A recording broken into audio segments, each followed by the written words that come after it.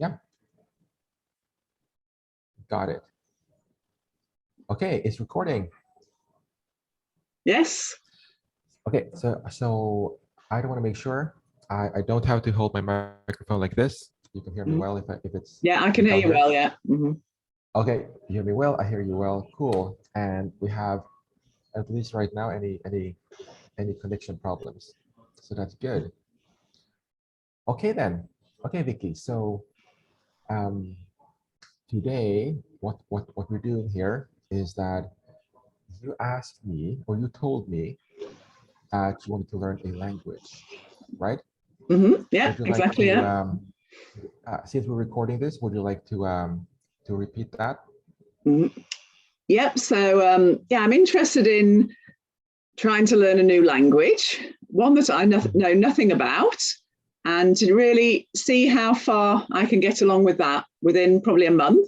So it's a bit of a challenge to see how much I can learn in a month, maybe 3 months, but initially with a month, and see what's possible within that period of time. Sure. Exactly. And in fact, also a part of this challenge is that I also know nothing about this language, apart from having some inkling, you know, of what language family it might belong to, and you know, but really nothing more. Yeah. So it's a double challenge. Yeah, a double challenge. Yeah. How far we can go. Yeah. Also, now when we're talking about this, I don't remember, did we initially say that the goal is to meet up once a week to do this? Or maybe that's also something that we can. Yeah, we haven't agreed that, but yeah, we can work out, the schedule. I suppose like what I need to do, how often we meet up, and how we go with that. Yeah. Yeah. And to make it clear to potential watchers, we're both language coaches. So when I say to you, like, yeah, that's how we usually do with a client. We would start with agreeing to one meeting a week, but then as things develop, you know, we might decide to actually have 2 meetings a week, or 6 meetings a month. Like, it all depends on how things go. And yeah, so just because that being said, I know that you're a language coach, but we still have very different backgrounds. So I might expect you to, so for example, let's say that I expect you to, well, maybe 1 hour is enough. Maybe it's going to be enough because you already have an understanding of something. But who knows, right? Exactly. We will discover along the way how to work it out. Yeah, exactly. Yeah. Exactly. Okay. So we could also say that this is very much like the language coaching, language learning challenge. So how we're going to work together. So you're going to coach me in learning a language. It's my language of choice. We both know nothing about it. And we're going to see, I suppose, what happens, what's easy, what's difficult, what I struggle with, what I can learn. And really as an experiment in a way, to see how language coaching works and the language learning journey within that. So the two of us together. Exactly. And since we are both language coaches, I suspect that at least a part of this journey is going to be about the meta discussion about language coaching and language learning in like those things in themselves. Yeah, exactly.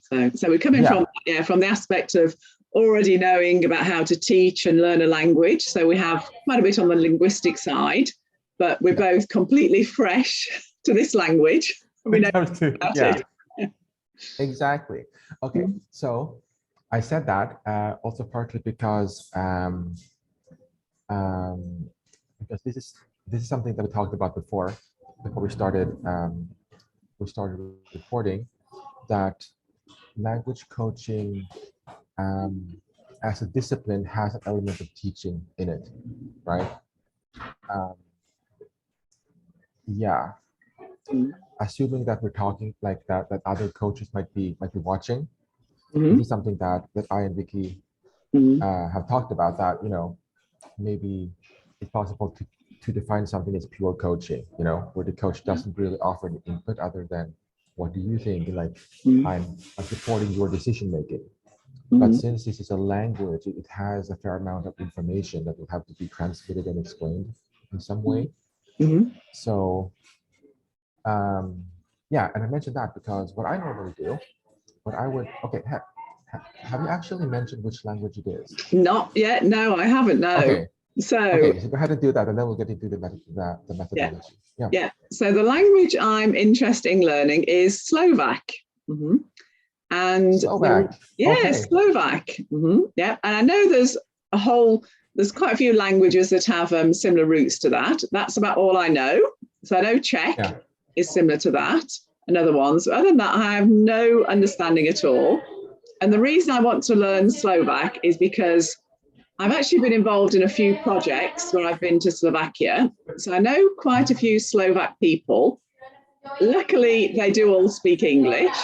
So we very much communicate in English. A lot of them are English teachers. So they have a very good level of English language. But when I go to Slovakia, I know absolutely nothing. I think actually I can say one word, "Ďakujem," which is thank you. And that is it. Okay. And other than that, I go there, I look around me, I don't understand any signs, nothing there. And when people who I don't know maybe communicate with me, I don't know how to say anything. I can't order anything in a restaurant. It's difficult with transport. So anything like that, I'm just incapable of doing because I go in with my English hat on and communicate with that. Hat. Yeah, and everybody I know the top hat, at the moment speaks English. But it would be nice to have a little bit when I go there that I could just be able to say something, a little bit of communication, and to feel a little bit integrated into the culture. So that's my reasons for learning Slovak. Thank you for that very interesting background, that background story. And also, I think you also touched upon the reason for learning, like as English speakers. As English speakers, I know some people, sometimes express this sentimental, like, yeah, but why learn a foreign language? Everyone speaks English. But you have quite eloquently already explained that, yeah, they do. They're even language teachers. They have a very high level of English, but still, to be able to move around the society and to do your daily things, and really to communicate deeper, I guess. You need to pick up some Slovak. Yeah, and you just reminded me of something else as well. Because they're people that I do work with, there is quite a bit that they publish in Slovak and not in English. For example, some of the posts they do on social media, some of the newsletters they write are quite often just in Slovak. And when I get them, I do the translate button and do that. So, because I understand nothing. So I have had quite a lot of communication in Slovak, but I don't understand anything. So it'd help a little bit in terms of working together if I could at least sort of see the general idea of the communication or the documents that they're sending out. So that's more on like the work front rather than the cultural. I'm realizing that now we have kind of segued naturally into your reasons and your motivation for learning. So it might be a good idea for me to start taking notes, actually. I'm not gonna make this a note-heavy thing, but it can be a good thing to at least have some from this moment and on. Okay, so I'm gonna change the topic back to what you mentioned. You said that you know that Slovak was connected somehow to Czech, and this is what I was thinking too. I mean, of course, today we have two countries, right? The Czech Republic and Slovakia. I think that's how they're named in English. Yeah. Right? Yeah, and it used to be one country back. Yeah. So I would expect those two languages to be almost identical. Yeah. When I've met, I know some people from the Czech Republic as well, and they can communicate with each other in Czech and Slovak. There are differences in words and obviously various things, but they can more or less understand each other with that. So very similar but distinct languages. Yeah. So again, I just want to make clear that I'm guessing here. I'm guessing on because the whole idea of what we're doing is that we decided to not do any kind of research before this session. but just based on the fact that when I was a kid, we had neighbors from from Czechoslovakia. Like they came to Sweden from Czechoslovakia at a time when Czechoslovakia existed, right? Um, and as a linguist, I can guess that normally what happens when a language that has one language, it splits up, and it wants to each subsequent country wants to be distinct. Is that they kind of work actively to make their language just more distinct. We see it with Hindi and Urdu, and I suspect it's something similar with Czech and Slovak. And again, I'm not sure, but it would be my guess. And also, I would guess that these languages are Slavic languages and would have uh, grammar features and also sound features that, well, would be Slavic. And of course, that's only gonna tell us anything if we actually know any other Slavic languages or have an idea of what that is. And I don't speak Russian or Ukrainian or any of the famous Slavic languages, but I do know that for example, in Russian, um, the grammar is quite complex. Words have a number of different cases and case endings, and verbs have a bunch of different forms. And again, so I'm expecting to find at least some of this in Slovak. Yeah. And again, as for the sounds, I'm expecting a certain quality, a certain sound. Of course, you would actually know because you've been to the country. Yes, I'm just thinking about that, and things that I've experienced that appear quite difficult to me with my English ear is the sounds. And they also have these consonant sounds that we don't have in English. So they link different consonants together, like the consonant clusters. Yeah. And I know occasionally they've tried to have me say something, and I find it quite difficult. So I can't really repeat it. I don't think I'm very good at just repeating a sound, and I hear it and I can't associate it with something in English. So I found that a little bit tricky. And when you see the language, it is the normal, it's the same script as English, it's the same letters, but they do have accents on. I don't know what the different accents mean. So I wouldn't know how to pronounce a word with the letters. And I do know they have letters next to each other, which we wouldn't have in English.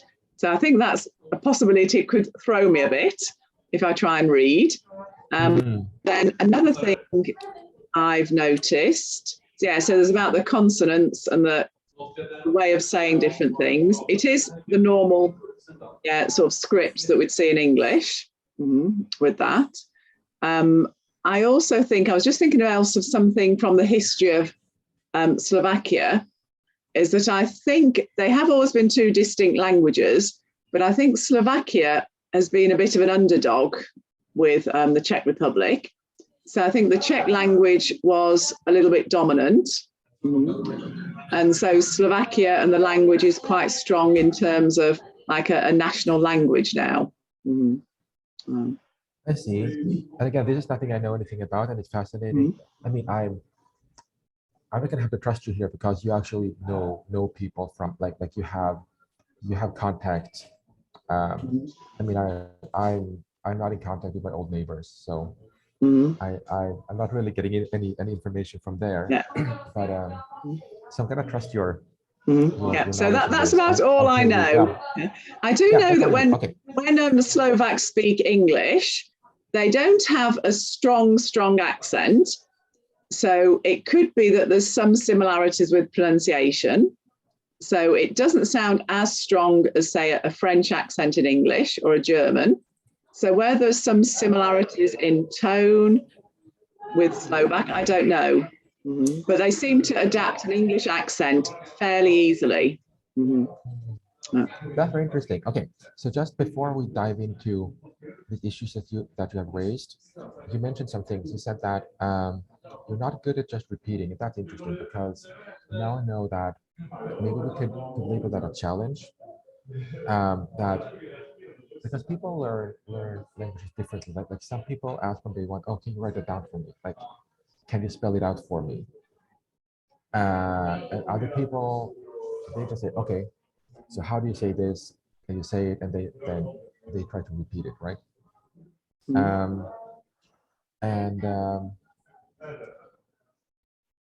Yeah, I thought about this because you also mentioned that they have other consonants. That's to be expected, of course. It's another language, and especially if it is indeed a Slavic language, then compared to English, which is Germanic, there would be differences, right?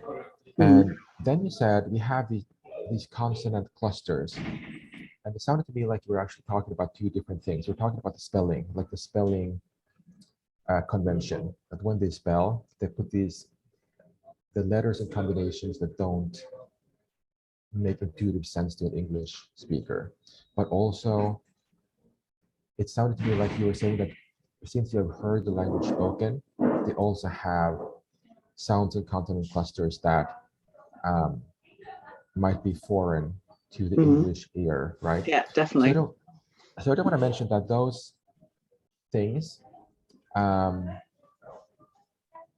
like by people who don't have any particular language training, who are not linguists or teachers or language coaches. This is a distinction that I would need to make, that spelling is not pronunciation. And I know that you know that, but I'm making that clear for, So just to give an example of that, this isn't Slovak, but it's just something from Polish that I remember. I had a Polish friend when I was at university, and her surname always threw me, but it was spelt with ZCZ, which is a ch sound. And that is a combination that we wouldn't have in English, a ZCZ. And I wouldn't know how to pronounce it. So in terms of spelling, it's a spelling combination we wouldn't have. And then in terms of some sounds, there might be a consonant grouping that I wouldn't know how to say. So for example, something in English could be a stra, like string, would be as a consonant cluster that we commonly say in English, but another language might not have it. And the same in Slovak, there might be a sound that we wouldn't really know how to pronounce, and our mouths can't get really around this consonant cluster of those two different sounds that combine. Exactly. I think that is an excellent point of entry, an excellent entry point into actually going and looking at the Slovak language, talking about the distinction between the orthography, the spelling, and the actual sounds. Because when we know nothing, when we're complete beginners in a new language, so the way I usually think about languages is that it like the most fundamental part of a language. Okay, so not the smallest part, not the smallest meaningful part, but the most fundamental part is the word, right? Because a word contains sounds, right? And they're also the building blocks of phrases. So like they are kind of the linchpin, I would say. When you learn a word, you will have to learn some form of the word that's connected to grammar, and you'll have to learn how to say it, and that contains the sound of the language. And once you start writing it down, then again, like that's the linchpin. But words are built from sounds, right? So I would recommend us to start looking at the sounds of Slovak and take it from there. Yeah, no, that could be a good idea.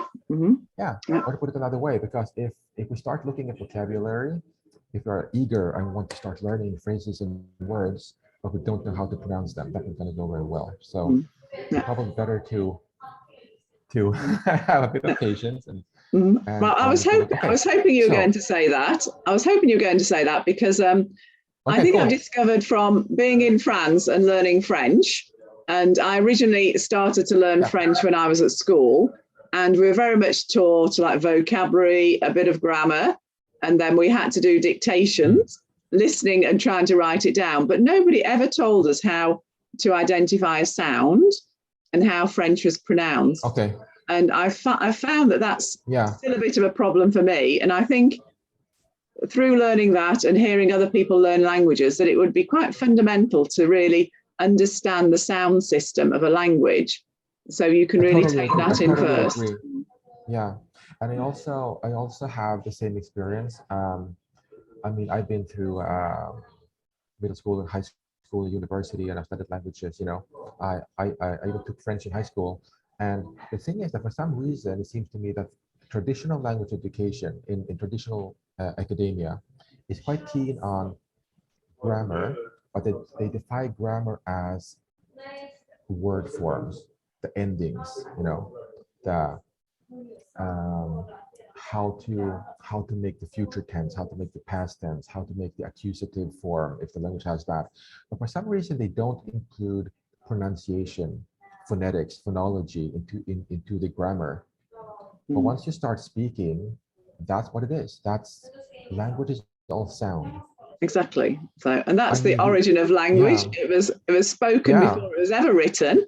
So if we go back to what's the natural learning process of a language, it's very much from the sound. Listening. It's how children learn. They hear sounds and then they start to repeat and then they produce for themselves. That is such an important point to remember. And I actually have two spin off. So the first is that even today, we have something like 7,000 languages in the world. And it's a bit hard to define what's a language, what's a dialect, you know, and between making lists, some languages might die out and whatever, but it's about 7,000.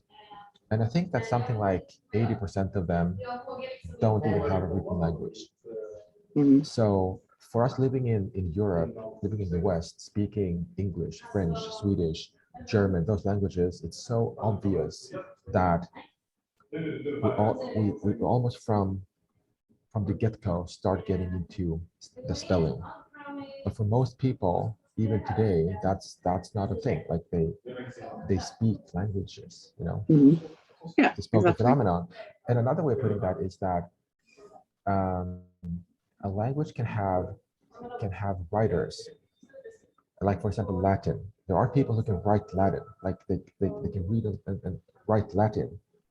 There are people today who can pick up the Meditations of Marcus Aurelius and read it in Latin, but Latin is still a dead language because it doesn't have any speakers. On the other hand, I just said that we have thousands of languages who have speakers, but no writers, and they are living languages. So that's like the proof you need, you know? Exactly. So I would like to focus on the not necessarily the speaking to start with, but really the understanding a bit on the sounds of Slovak. Okay. And see what it is I need there. And I think as you identified before, as in what type of learner I am, I know that I'm very much a visual learner. So I do picture words in my head. I do find it quite difficult to remember the sound of a word in my head. And I remember when I was learning French a little bit in England and I was doing some French classes, and another woman, she had quite a good French accent. And I said, how can you have a good French accent? Like we're in the same class. And she said she remembered the sound in her head and she just replicated that. So she seemed to have been an auditory learner and she had it here, the sound, whereas I actually more picture a word with that. So it'd be interesting to see if I could get away from this picturing a word, because I like to have the spelling, and to see if I can just somehow get the sound. Okay, so that's fascinating. It's very fascinating knowing that. So I'm starting to formulate an action plan that can combine your visual learning or your learning preference, right? And connect that to sound. And again, being a language person yourself, have you heard of the IPA? Yes, I have, yeah. The International Phonetic Alphabet. Yeah, so do you know, okay, so then you know about it, but I'm not sure whether, again, potential viewers are gonna know about this. So I'm gonna share my screen and go over, actually first, let's go to Slovak, because normally my plan is this. I'm gonna go to Wikipedia and look up Slovak, the Slovak language. And if I know Wikipedia, if I know my Wikipedia language pages, they're already gonna include the IPA in the description of the the sounds. Okay, shall I So just say a little bit about the IPA? I can just say a little bit about the IPA. I have actually prepared because I have written something about the IPA before, so I can share my screen and go through that because I have material that I have already done for Chinese. So let's go and look and have a look at Slovak and see what IPA can look like in action, and then go back and look at the IPA. Okay, so I'm gonna share my screen and I'm gonna go to here. Okay, here goes. We're gonna go Slavic language. Oh yeah, it says already West Slavic language. That. And all of this is super fascinating. This is the kind of thing that I could spend a lot of time reading through, but because we're doing this live. And I noticed it said it's written in Latin script, which is what I was saying. It's a Slavic language, but Latin script. Yeah, so that's gonna be helpful because you won't have to learn. Oh, that's interesting. The primary principle of Slovak spelling is the phonemic principle. Okay, that's interesting. So quite different. That's very good. Ish. Quite different. Okay, so that could be interesting for me. Yeah. So this is the version of the IPA as it looks like for Slovak then. Okay, and this is what. So usually with the International Phonetic Alphabet, you would separate the vowels and the consonants, right? Okay, so 15 vowels and 29 consonants. Okay. Yeah, and we can see here that they have. Oh, they make a distinction between short and long consonants, which is they have E and U and U, A and A. Have a couple of diphthongs, but English has more complicated ones. Yeah, they're quite similar to English ones. That maybe explains why they don't have too much of a problem pronouncing English. They've got most of the same vowel sounds.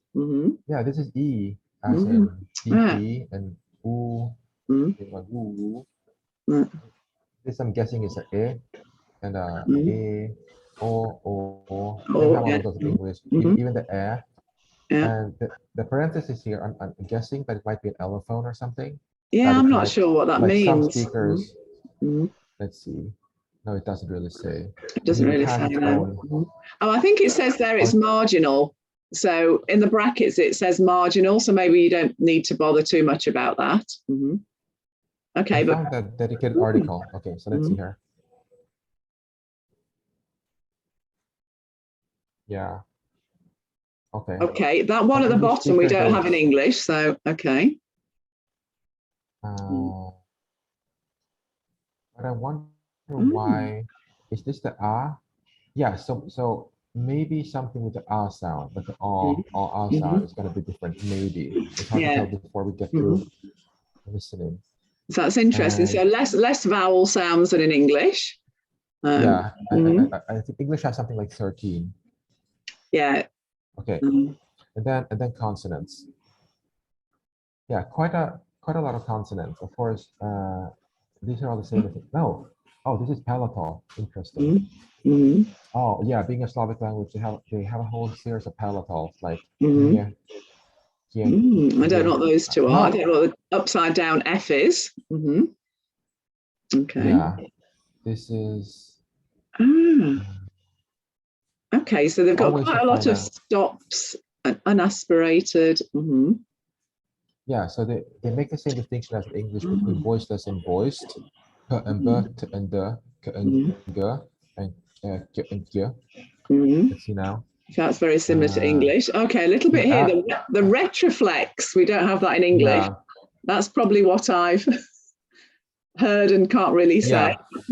All that. Yeah. So that's interesting. So that's something I know that I will be able to help you with because I speak 2 languages that have these sounds. Okay. Namely Swedish and Mandarin Chinese. Both have these. Yeah. Okay, that would be good then. Yeah, if you can help me with those. for sure. And then the z, like in English. They're all okay. We don't have the z as a phoneme, but we can certainly, oh, sorry. We can certainly say it. And then the F and the V are the same. We have an L and a double L. Oh, so. Oh, I don't know what a geminated L is. Okay, not something in English. Yeah, like normally gemination is, I know in Spanish that geminated R is different. It's not just a, Like they've got here a geminate. Oh, it's a trill. Okay, so they've got the trill in the R. So a bit like a Scottish. Okay. Yeah, so a geminated usually means that it's a bit longer. So in Spanish, for example, we have the ara, and the arra. And it's not, it has more intensity. So I'm guessing it's something like ala, alla, ara, arra, something like that. Okay. And then we see that they have, also these palatal sounds, but it's not too different. It's not too different, actually. No, it's not, no. They have the glottal. Glottal stop. Fricative. No, this is, which one's that? This is not a stop. That's the thing. This one here. What does it say about that one? I don't know that sound either. Is it like a Dutch? It's like a glottal stop. No. Look, it's pronounced in the same place in your throat as the but then it's a fricative. So something like. Okay. I would again. I'm not entirely sure. Yeah. But okay. So before we move forward, let's I'm gonna share my screen where I explain the IPA. So let's see how can I change. No, I have to do this. And then I can open the other screen. Okay. See here.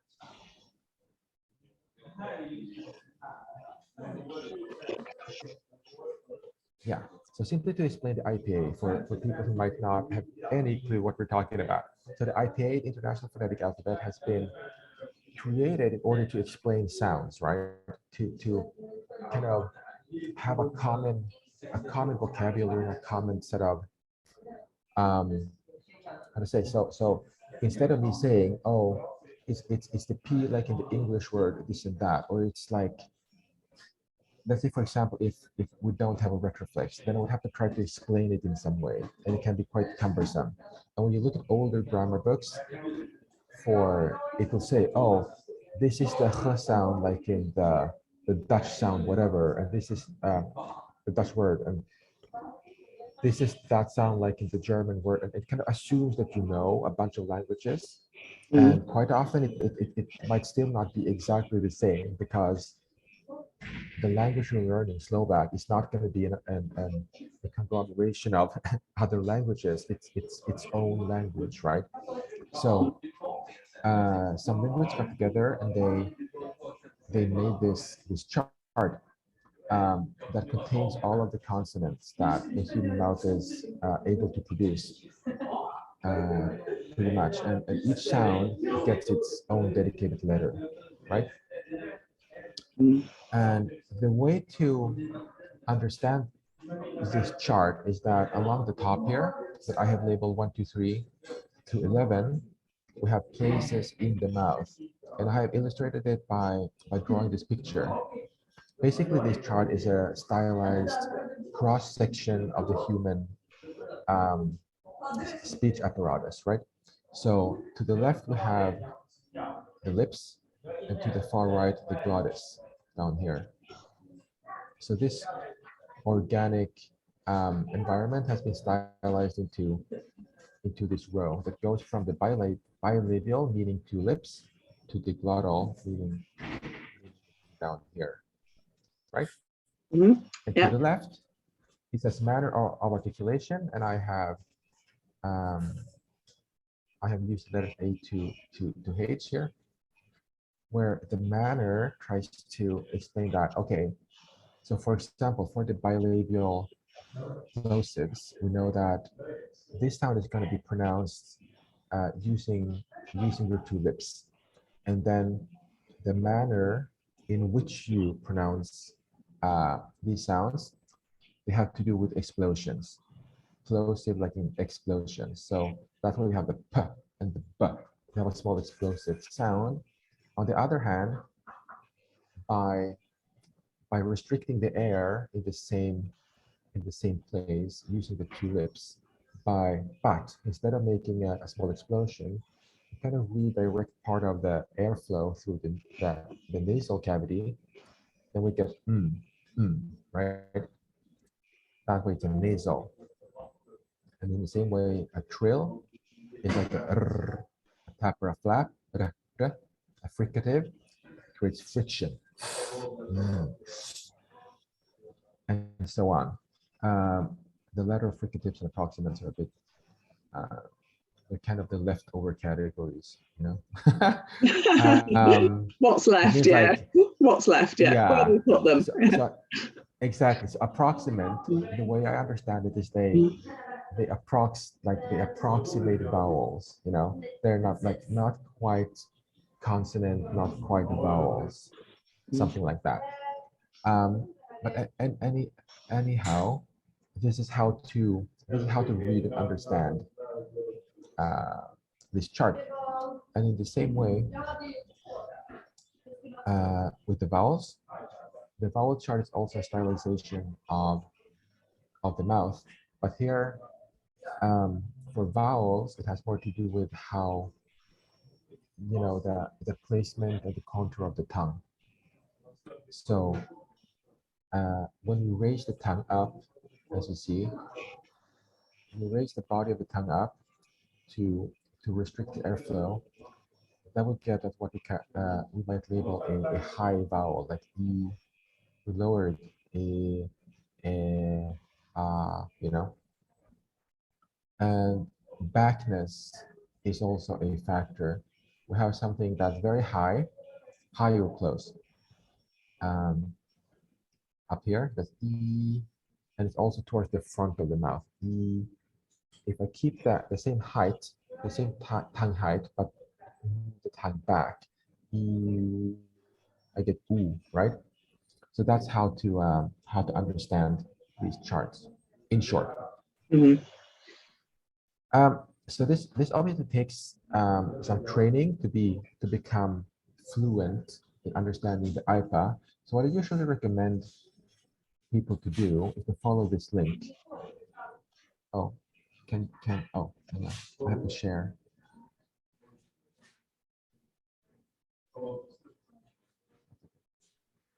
I have to share again. Share screen. No, this is not the right one. Why are you doing this? Stop it. Oh, here goes. Let's see.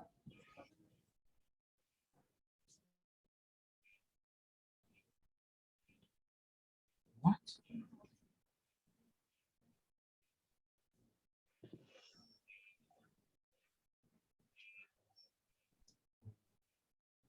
Stupid. Okay. Yeah. So the whole point of this is to that it's interactive. So as we saw with Slovak here, we weren't quite sure how to pronounce the palatal series, right? So you said upside down F here. We have no idea how to say that. Then if we go to this interactive IPA chart, then we can click it.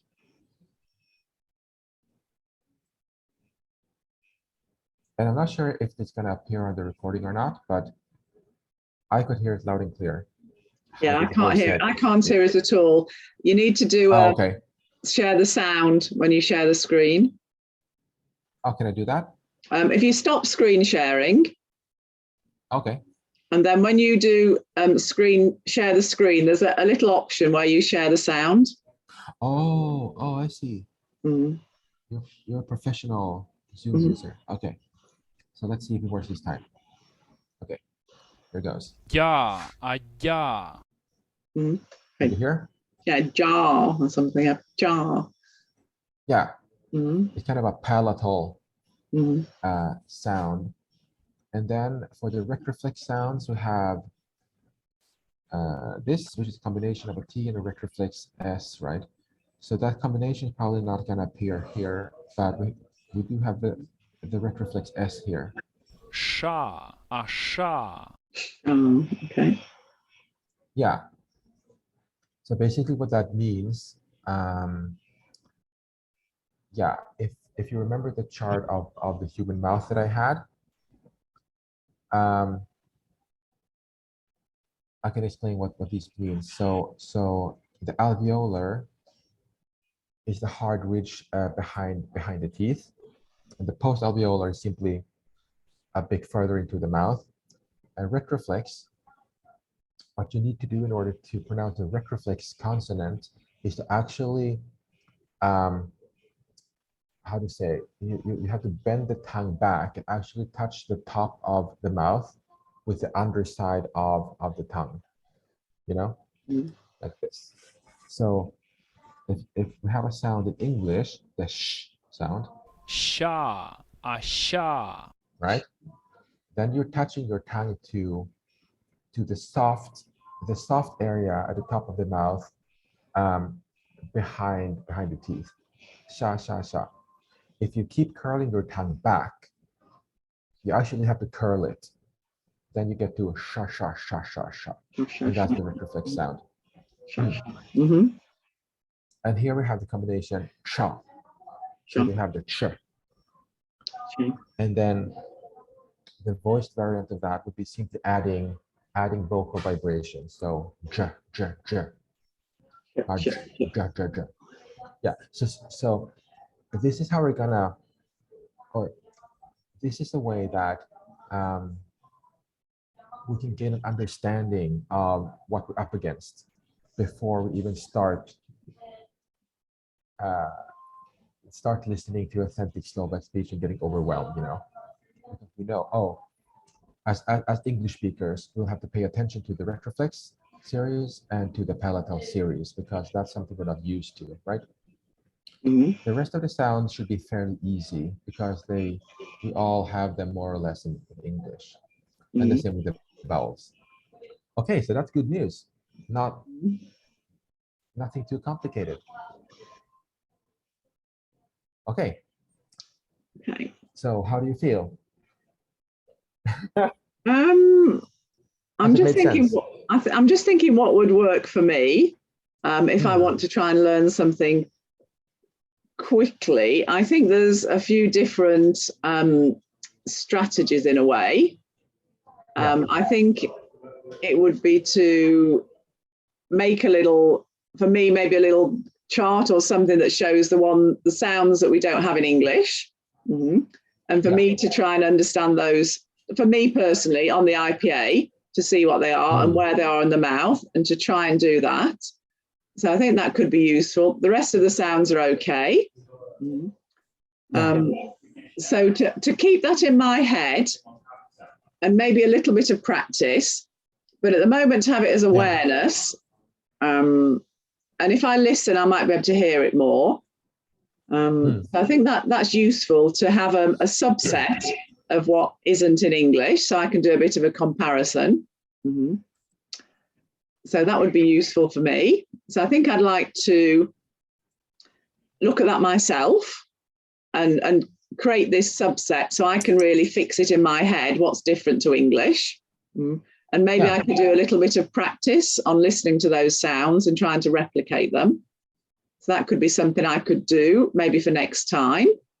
So to understand the sounds, maybe even print out a little chart, the IPA for Slovak. That might be, and then I might just write on it and say, okay, this isn't, this is, and just really focus on a couple and do that.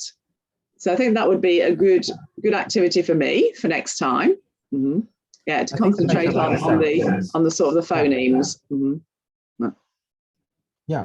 So am I hearing you correctly when you said that what you want to do is that you want to get your own printout of the IPA for Slovak, something you can print out from Wikipedia, say, and then highlight the sounds that you know are going to be specifically difficult for you as an English speaker, and then practice those sounds specifically. Yeah, exactly. I can listen to them a bit more. I can try and practice them. Yeah, so I'd like to, yeah, so I think that's something I could do for next time. That would be a good activity. Yeah. So you're thinking that this could be the very, very first step, to simply get acquainted with the sounds, and then at the later step, moving on to simple words when you'll have more of an understanding of the sound and the ability to actually make the distinction when you hear the words. Is that correct? Like, yeah, I don't know what will be the next step. I don't know what will be the next step, but I think, yeah, to really, identify in the language what's different to English and focus on that. There's no point focusing on what I already know, because, you know, I know the English sounds. I do, obviously, as an English teacher, know about how to pronounce English sounds, but I don't know how to pronounce the different ones in Slovak. So that's something I can try for myself. So I'm happy to do that. And then we can sort of see what comes out of that. Whether it might be. I have a. Sorry. Yeah, that sounds great. I have a practical follow-up question to that. Because so far we have looked quite abstractly at Slovak. We have looked at the IPA chart and also used a more general interactive IPA chart to listen to the sounds. There's certainly a point to doing that, but you know, the exact pronunciation of the sounds in Slovak is probably going to be quite unique to Slovak. So how are you planning to address that?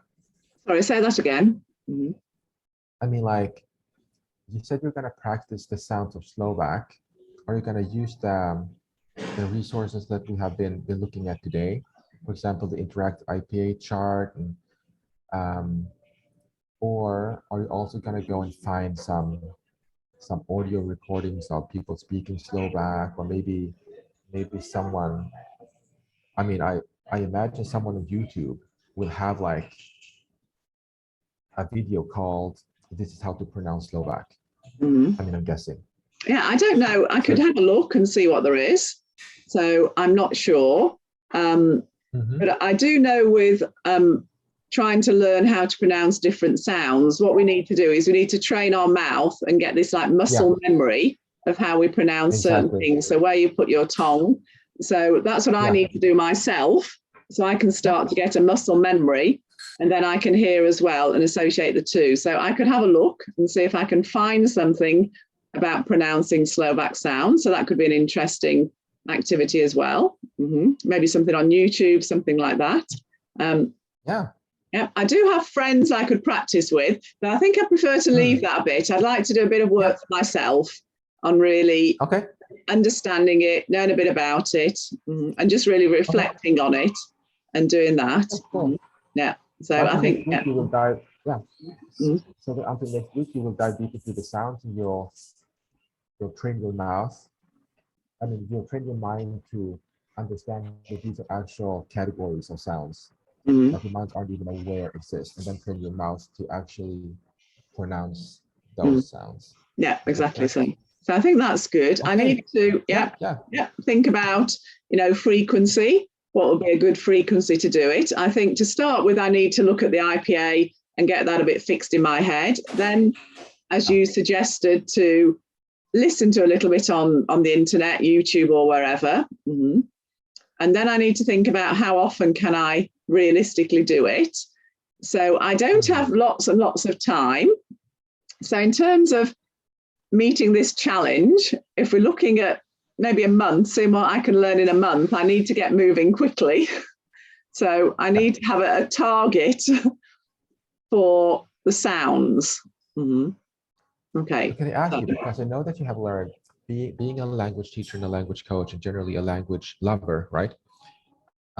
You have learned languages before. You have looked into languages, whether you have become fluent or simply, you know, also fluency is not just one level. You can have different levels of fluency. So I know that you have done all of this. So I want to ask you, like, in your experience, in your own experience of learning, say French, or learning some other language, what do you think how much time do you think, based on that, you would have to dedicate per week? I think if I've got a challenge here, I'm going to have to do something every day, but I think it's best to do small bits every day, because what I don't want is like language learning at school, which is like, you do hours of it. So it needs to be like a quickish challenge to see what I can do. So I think in terms of sounds, I need to move on it quickly, because if not, we could be a week and then we've got to get into the next part of the challenge. So doing that quickly. So I could probably say, if I put this down in steps, so the first thing is look at the IPA, highlight what's different, listen to it a bit, try and pronounce things. So maybe we should actually meet more than once a week if things are going to move forward. Maybe we need like short little sessions to check how I'm getting on. We can have like one longer session like this one, like an hour, and then we can have like a follow-up session, maybe 30 minutes. Something like that. So to see with that, and then maybe we could just message or something. I can say what I'm doing, but I think we need to move quite quickly to meet the challenge. Because I'll need to have some words, some things to do. And since I'm taking the coach role here, I'm going to ask you. So, okay, you have started to define a plan here, and you know about SMART goals, right? I know that you do because I heard you talking about them before. So let's see now. I think you have it. Let's see now. So SMART goals, they have to be specific, right? Measurable, achievable. Okay, so let's make them specific and measurable then. You said that you have been thinking about something that's not too long, something more short and effective daily. How would you express that in terms of a SMART goal? I think I'd need to look at just stepping away from that a little bit. Is if it is like a month challenge, it's like, what would be my goal at the end of that?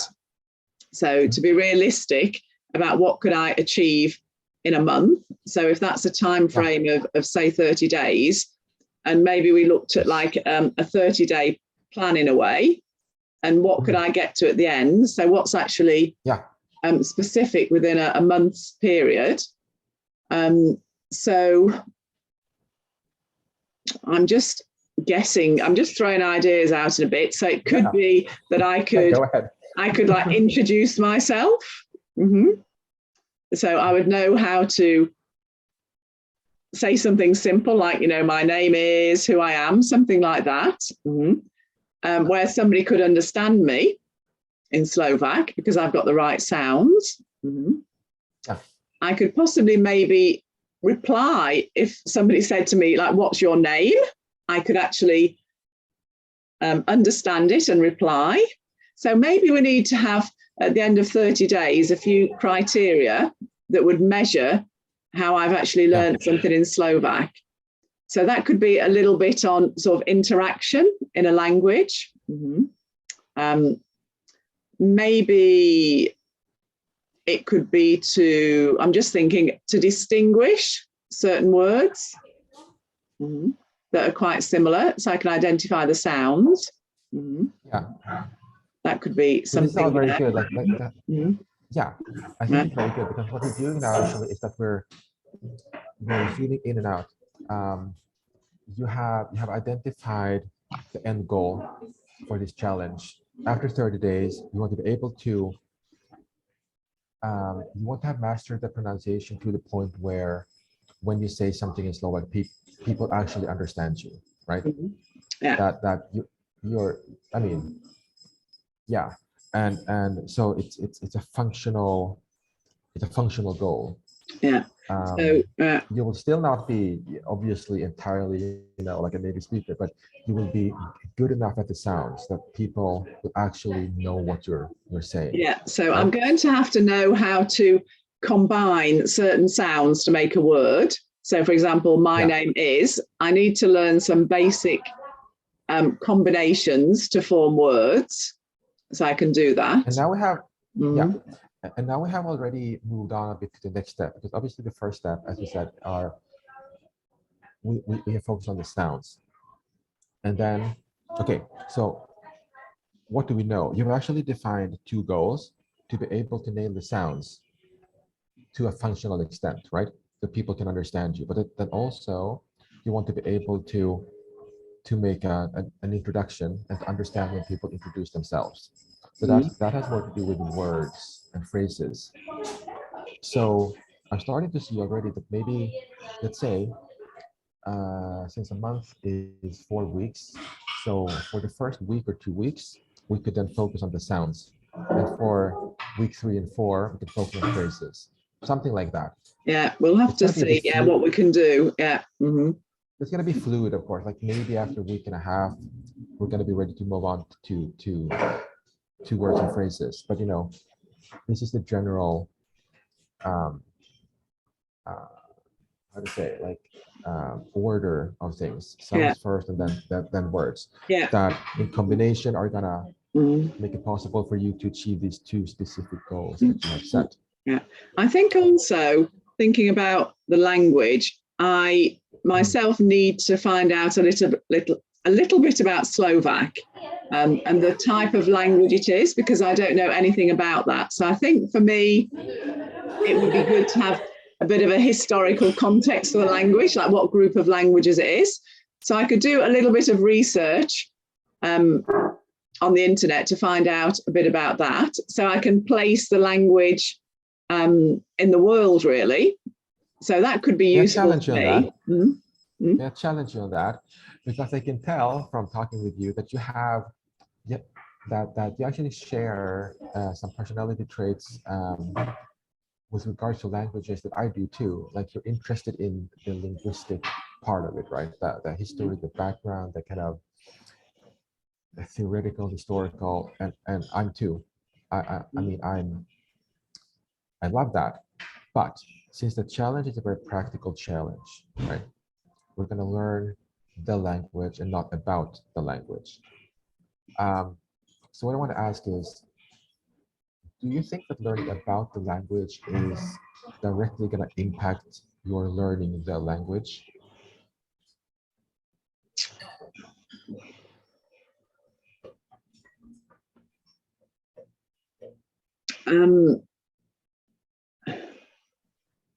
I think it might help a little bit in my head, to be honest, because it might enable me to do connections. So I know that at the moment I've learned like the Latin-based languages, and it allows me to do connections. So if I look a little bit at Slovak and see that there are no connections, it will stop me trying to make connections. So I think it's a little bit in my head to say, okay, English is Germanic with sort of Latin and French influences. It would help me to just form a picture with being visual in my head of where this particular language fits in. It wouldn't take very long. It would just be a little bit for me to know that, which other languages are similar. So it would help. I think it would help in my understanding from my personal background to that. Yeah, not anything particularly big, but just to know if it is connected to Russian, if it's connected to Polish. And that's something you can do quite quickly on the internet. It would be like 5-10 minutes, maybe 15, just a quick Google to see about that. So I think it would be of interest to me and really like form connections. So I could say, okay, there's not really any similarity with English other than it uses a Latin script. And then it can like break me trying to connect, which is, I know is what I do, because I've learned sort of Italian and French, and I make connections between the two, and I connect with English in sort of Germanic roots. And but interestingly, I may find connections in Slovak in the future. There may be connections I can find, and then that could then map onto my brain. So I don't know. It's something I'm happy to have a quick look at because I'm interested, but it may have no help in learning the language. I don't know. I accept that explanation. I accept that explanation. Also, I was also partly asking because you just said that you didn't have a lot of time. So that's kind of the caveat. You said that, yeah, I will need to do something every day, although I don't have a lot of time. And then when you start talking about getting into the history of the language, I wanted to make sure, like, what are we talking about here? Oh, Like, okay. when So you're just gonna, nothing particularly deep. Yeah, just a quick look around, okay, see the group of okay, languages, makes and sense. yeah. So a little bit of background Okay, reading. okay. I just briefly want to get back to, because now we have identified, as we've said many times now, you want to be able to nail an introduction and to nail the sound by the end of the month, right? Um, so measuring, to make it go measurable or to keep track of it, measuring something like sounds is a bit tricky in the beginning. Like, once you get going, then you can start measuring it, like, oh, I want to be able to read, I don't know, a certain amount of pages in a certain amount of time, but you will have to be a bit more, at least an advanced beginner or intermediate learner to be able to employ that kind of measurement, right? Or to say, even, I want to be able to speak 20 minutes of Slovak without falling back on English. Again, that's not going to be possible now. So something that I know from experience is that as a beginner, it might be easier to actually keep track of the amount of time you put in. Because, like, how do you measure your pronunciation ability 2 days from now or 5 days from now? It's probably quite difficult.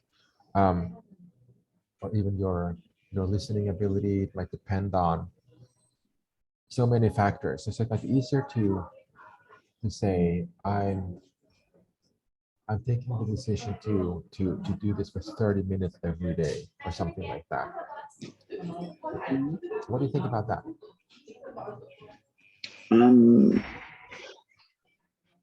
So as in the T of the SMART, which is sort of, I suppose, time based. So how often?